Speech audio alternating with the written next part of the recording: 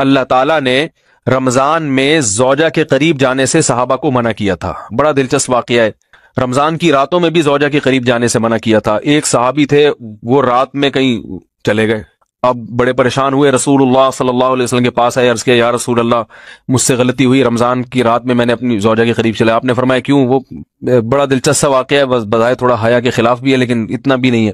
وہ کہہ رہے میری زوجہ کہیں پانی بھرنے کے لیے جا رہی تھی، ان کی پنڈلی کھلی تو میری نظر بیوی کی پنڈلی پر پڑی اور میں بس پاگل ہو گیا بیوی کے عشق میں. میں یہ اس لیے بیان کر رہا ہوں کہ جو لوگ نظر کی حفاظت کرتے ہیں وہ بیوی کے عشق میں پاگل ہوتے ہیں. جو دن رات انٹرنیٹ پر پنڈلیاں دیکھتے رہتے ہیں انہیں بیوی کی پنڈلی بھی کیا شکل بھی اچھی نہیں لگتی ان کو. بد نظری کا یہ عذاب ہے، وبال ہے کہ جو اللہ نے گھر میں آپ کے لیے بٹھائی ہے وہ آپ کو اچھی نہیں لگے گی. تو نظر کی حفاظت کیا کرو، اس سے آپ کو اپنی بیوی سے عشق ہوگا، محبت ہوگی. بات آ رہی ہے سمجھ میں؟ تو اب دیکھو کیسا روزے کی حالت ہے. رمضان میں پابندی ہے، اسلام میں حکم تھا جو رمضان میں بیوی سے ہمبستری کرے گا 60 روزے لگاتار رکھنے پڑیں گے. کتنا بڑا جرم، لیکن صحابی سے برداشت نہیں ہوا. صرف زوجہ کے پاؤں پہ نظر پڑی ہے تو وہ کیسے بیوی سے محبت کرتے ہوں گے اور وہ بیوی کے بغیر رہ سکتے ہوں گے.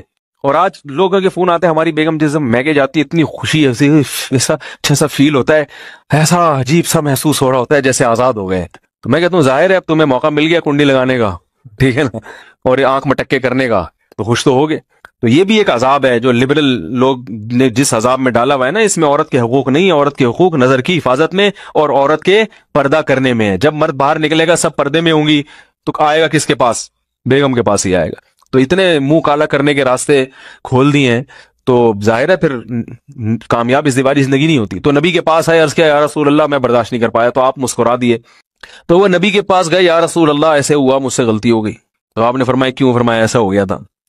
تو آپ صلی اللہ علیہ وسلم نے فرمایا 60 روزے رکھو لگاتار. انہوں نے فرمایا ایک کی طاقت نہیں ہے، اس میں یہ ہو گیا 60 کیسے رکھوں گا، نہیں ہے طاقت 60 کی.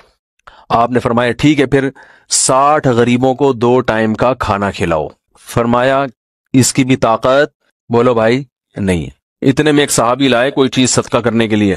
تو آپ نے فرمایا چلو اصل حکم تو یہی ہے کہ 60 روزے یا پھر 60 غریبوں کو کھانا، وہ نہیں تو چلو فی الحال ان کو تنبیہ کے لیے کچھ ان سے صدقہ کروا لیتا ہوں.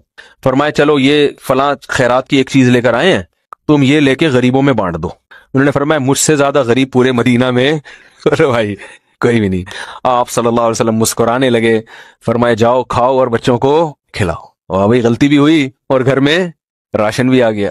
تو اس کے بعد قرآن کی آیت نازل ہوئی کہ احل لکم لیلۃ الصیام الرفث الی نسائکم ہن لباس لکم وانتم لباس لہن علم اللہ انکم کنتم تختانون انفسکم فتاب علیکم وعفى عنکم فالآن باشروہن وابتغوا ما کتب اللہ لکم.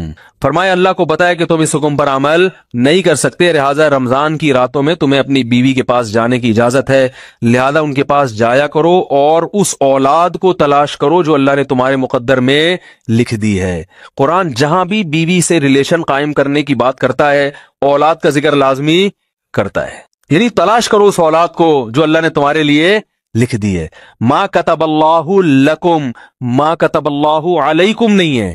علا کا مطلب تمہارے خلاف، لکم کا مطلب تمہارے فائدے کے لیے. لام عربی میں نفع کے لیے آتا ہے، علا عربی میں ضرر اور نقصان کے لیے آتا ہے.